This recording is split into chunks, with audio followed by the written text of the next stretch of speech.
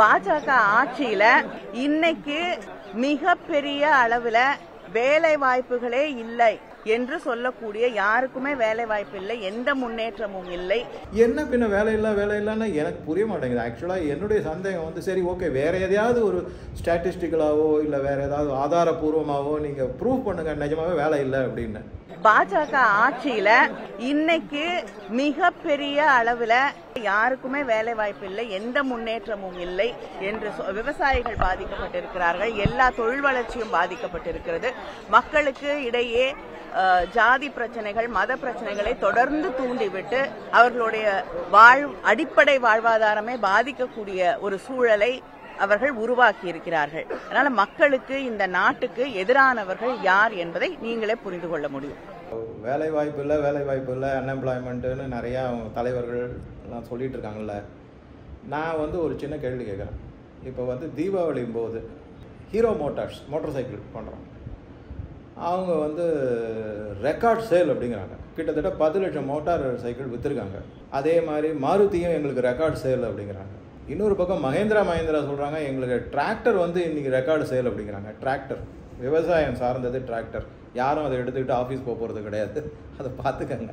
இப்போ இந்த பணம்லாம் வேலை இல்லாமல் இருக்கிறவங்க கிட்ட இந்த எங்கேருந்து அவங்க வேலை இல்லை, அப்போ அவங்கக்கிட்ட சம்பளம் கிடையாது, அப்போ அவங்கக்கிட்ட பணம் கிடையாது, பின்ன எப்படி இந்த செலவெல்லாம் நடக்குது? நம்பர் 1. ரெண்டாவது, கடந்த 6 மாதமாக ஜிஎஸ்டி கலெக்ஷன் 1,60,000 crore மேலே தான் வந்திருக்க தவிர குறைய மாட்டேங்குது. வேலை இல்லைன்னா குறையுமா, இல்லை வேலை அதிகமானா இன்க்ரீஸ் ஆகுமா? லாஜிக்கலாக திங்க் பண்ணி பாருங்கள். சரி, ஜிஎஸ்டி வந்து நீங்கள் உடனே தொழிற்சாலை சார்ந்தது, வியாபாரம், அந்த வியாபாரம் ஆகிறதுனால தான் டேக்ஸ் வருது. வியாபாரம் வந்து செய்கிறது யாருன்னாக்கா பப்ளிக் தான் வாங்குறாங்க.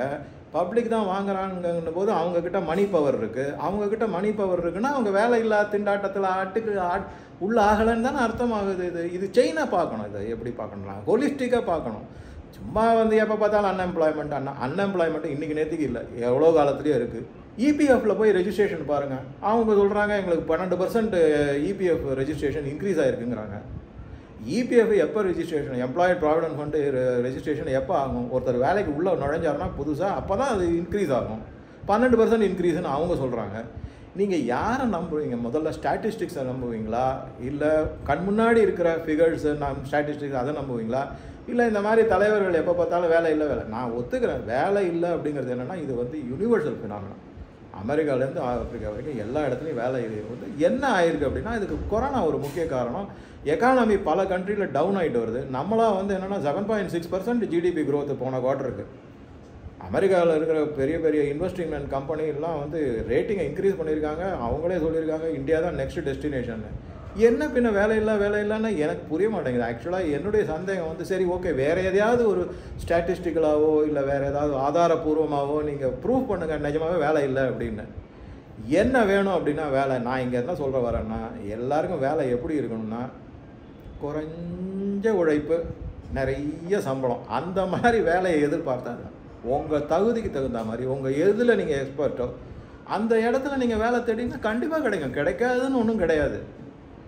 காலம் மாறிக்கிட்டு வருது. இப்போ இதில் என்ன வேலை இல்லா திண்டாட்டம்? இன்னொரு முக்கியமான பாயிண்ட், நிறைய பேர்கிட்ட நான் பேசும்போது கவர்மெண்ட்டில் வேலை கிடைக்கலாம். கவர்மெண்ட்டில் எல்லாருக்கும் வேலை கொடுக்க முடியாது. 140 கோடி மக்கள், 140 கோடிக்கும் கவர்மெண்ட்டில் வேலை செஞ்சுட்டா அப்புறம் டெவலப்மெண்ட் ப்ரோக்ராம், ரோடு போடுறது, பாலம் கட்டுறது, அதெல்லாம் எங்கேயாவது காசு வரும். அதனால தான் வந்து இது எல்லாருக்கும் கவர்மெண்ட்டில் வேலை கிடையாது, எங்கள் வேலையே கிடைக்கலன்னு. ஏன் ப்ரைவேட் கம்பெனிக்கு போங்களேன், வரும்.